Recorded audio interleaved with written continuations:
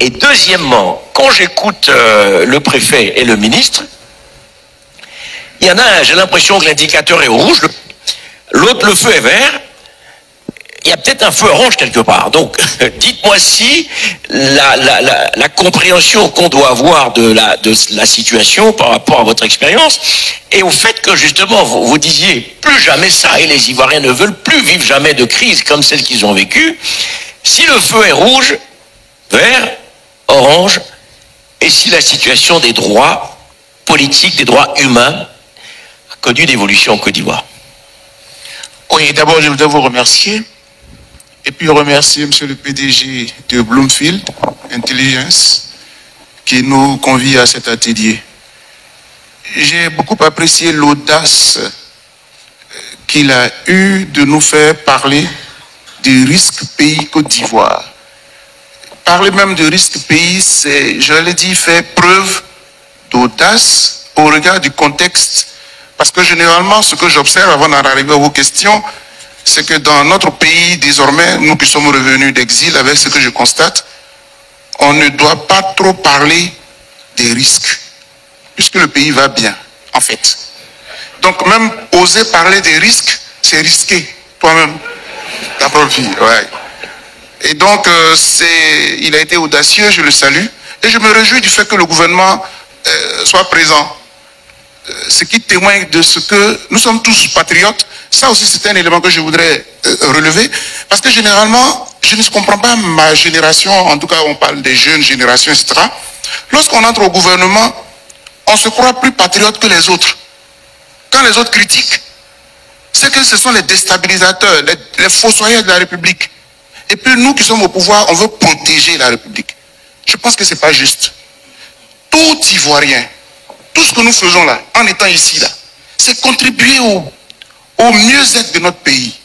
C'est par amour pour notre pays qu'on a sacrifié notre nuit, notre journée pour être ici. Vous voyez, donc il faut que les gens comprennent qu'ils sont au gouvernement et nous sommes dans la société civile pour les critiquer, pour qu'ils améliorent leur gouvernance. Je tenais à le dire, que ça ne sert à rien de nous visiter ou de nous faire visiter après par des encagoulés, etc., pour tout ce que nous aurons dit.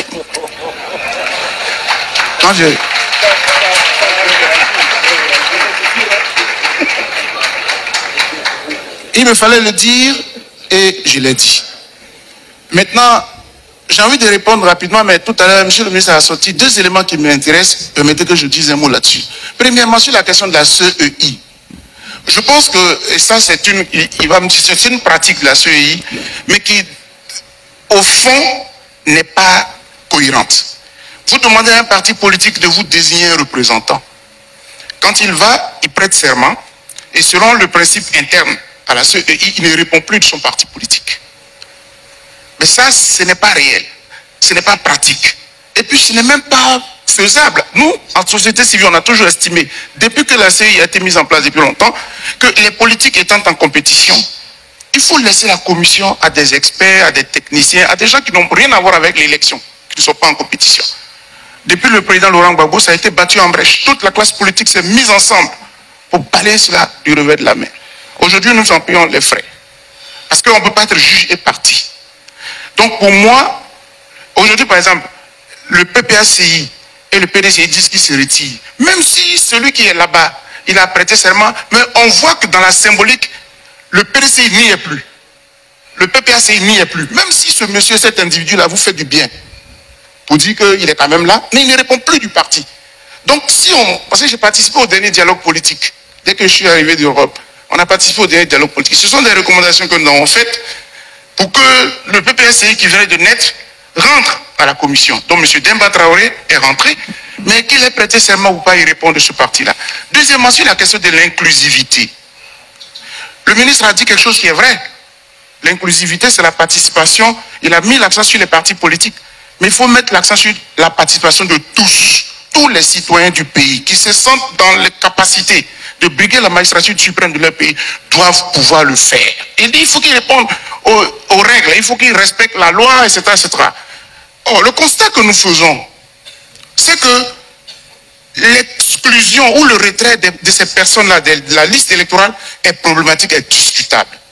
Tenez-vous bien, cher ami, tout à l'heure, M. le ministre a dit que l'ambassadrice des États-Unis n'est pas encore là. Mais si on était en Afrique, Donald Trump ne serait jamais président aux États-Unis aujourd'hui. Vous avez vu les procès qu'il y avait contre ce monsieur? Tous les procès. Mais si vous regardez au fond, moi, la leçon que j'ai retenue lorsque madame l'ambassadrice nous a invités à sa résidence, c'est que la justice, là, on la rend au nom du peuple. Le peuple, dans sa majorité, à travers des sondages, veulent la candidature d'un tel monsieur. Alors, qu'est-ce que la justice a fait? Elle a marqué le pas. On passe l'élection présidentielle. Je suis sûr que si Donald Trump n'avait pas été élu, il serait aujourd'hui en prison. Mais la justice a marqué le pas. Non pas qu'elle a abandonné, parce que c'est la voix du peuple qui est suprême. La démocratie, là, elle a des principes, elle a des règles. Donc je voulais le dire sur la question de l'inclusivité. On peut en débattre, je vois qu'il voudrait bien qu'on en débatte. Je suis prêt pour qu'on y revienne. Mais je termine, pour revenir sur votre question. Les droits de l'homme, dans aucun pays ne sont respectés à 100%. On va souvent aux États-Unis, je vois, George Floyd, c'était aux États-Unis, grave violation des droits de l'homme. En France, on viole aussi les droits de l'homme. On a vu les gilets jaunes qui sont sortis à un moment donné. Donc les droits de l'homme, c'est un idéal qu'aucun pays ne peut se targuer de respecter à 100%. Mais ce qui est dramatique en Afrique, c'est la banalisation de l'être humain. Alors que dans la constitution de Côte d'Ivoire, l'article 2 dit que la personne humaine est sacrée, mais on banalise l'être humain dans notre société. On fait les politiques, non pas pour l'homme, mais pour soi. Contre l'homme lui-même. On regarde les infrastructures, regardez la Côte d'Ivoire comme elle est belle.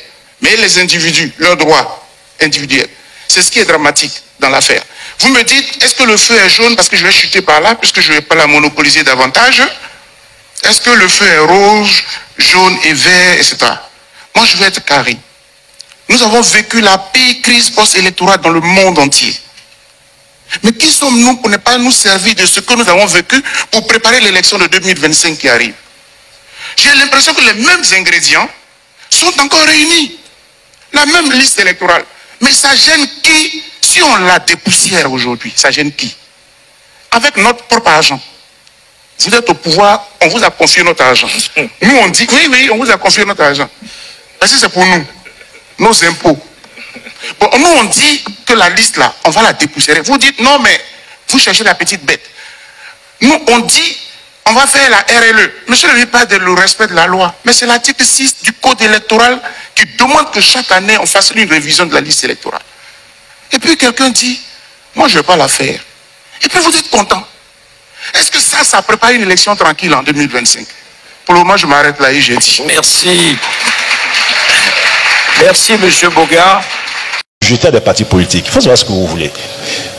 Troisième élément.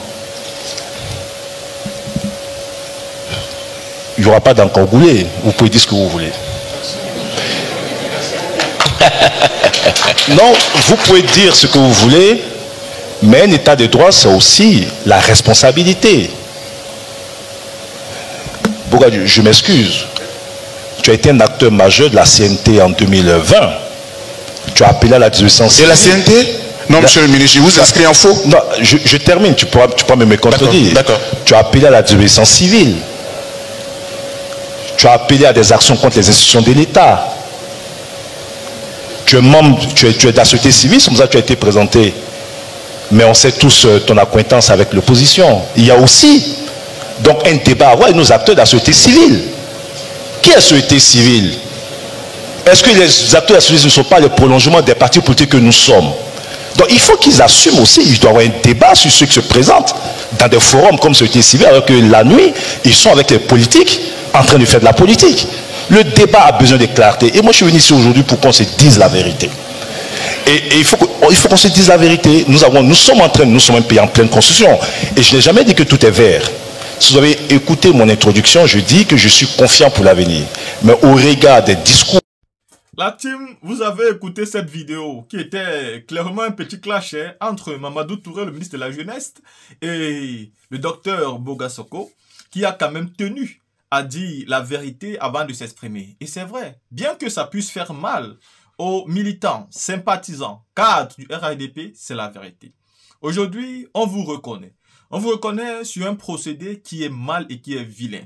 Parce que M. Mamadou Touré nous a quand même fait comprendre que ouais, nous sommes quand même dans un état de droit et on doit respecter la loi. Mais bien sûr, nous sommes d'accord avec vous. On est dans un état de droit et on doit respecter la loi. Mais respecter la loi, ce n'est pas envoyer des encagoulés, retirer des gens chez eux. Respecter la loi, ce n'est pas d'aller arrêter les gens sans mandat d'arrêt, sans mandat d'amener, sans mandat de dépôt, vous faites tout et n'importe quoi. Et vous parlez de loi et de respect de la loi. Mais est-ce que dans cette procédure, il y a une loi qui est respectée? Ce n'est pas respecté. Et par conséquent, vous devriez avoir honte de parler comme ça, monsieur le ministre, sans vouloir vous manquer de respect. Donc, pour moi, ici, je rejoins totalement Boga Soko. Aujourd'hui, pour parler comme il parle là, bah, il doit se rassurer qu'il y a des caméras et qu'il y a beaucoup de personnes et que la vidéo sera mise en public pour se dire que peut-être il ne sera pas arrêté. Sinon, tout ce monde pourra sortir après pour dire bah, pourquoi il est arrêté. D'ailleurs, encore, on peut venir la lever et des gens vous diront bah, la justice fera ses enquêtes et on verra ce que la justice a fait. Peu importe ce que la justice dira, vous ne ferez rien. Vous laissez quand même le monsieur en prison. Il va périr là-bas alors que vous savez vous-même qu'il a été arrêté à cause de votre émission que vous avez organisée. Nous l'avons vu ici sur la TV. Les gens ont fait voyager Peter 07. Après, il a été arrêté et eux, ils ont continué leur vie. À l'instar des gens comme Apucho, Coach Amon Chic. Ils l'ont fait revenir, n'est-ce pas, pour venir salir, n'est-ce pas, et Emmanuel Keita. Et ensuite, bah, ils sont restés tranquilles à ne rien faire de plus, à ne rien dire. Et lui, il a été arrêté. Et après, Apucho, lui, il a vécu pour lui. Dieu l'a payé parce qu'il a aussi été arrêté derrière ça. Et derrière lui encore, il y a encore Lionel PC qui est encore en prison, toujours à cause de lui. Donc, nous voyons tout ça ici. Vous invitez les gens dans des forums, sur des plateaux, ils vont s'exprimer et on va les arrêter après et vous n'allez pas intervenir. Vous n'allez même pas faire des émissions dédiées spécialement à leur cas pour qu'on puisse les libérer. Et ce n'est pas cool. Donc ici, il faut dire que j'aime beaucoup cette position. Quand vous donnez les gens les micros, rassurez-vous derrière que ce qu'ils vont dire ne va pas conduire aux encagoulés de venir les arrêter chez eux sans mandat d'amener, sans mandat d'arrêt, sans rien du tout. En toute violation des droits de l'homme et de tout ce qui peut exister comme droit. Qu'un ministre vienne donc là, justifier cela, mais c'est aberrant. Quand on sait qu'à l'époque d'Alassane Ouattara, une petite chose comme ça se passait, ça devenait un problème de lèse-majesté. Et ce que j'ai envie de dire pour finir, c'est à ce ministre qui parle, Touré Mamadou, à vous qui gouvernez aujourd'hui, ce que vous appréciez, en vous appuyant sur la loi, croyez-moi, vous deviez l'apprécier dans l'avenir, car ça pourrait aussi vous arriver. Car en 2010, le président Laurent Gbagbo, je ne pense pas qu'il pensait qu'il aurait perdu, il pourrait perdre le pouvoir, mais il a perdu quand même. Et vous pensez aujourd'hui que vous ne pouvez jamais perdre le pouvoir, mais vous allez le perdre quand même. Car tôt ou tard, on le perd.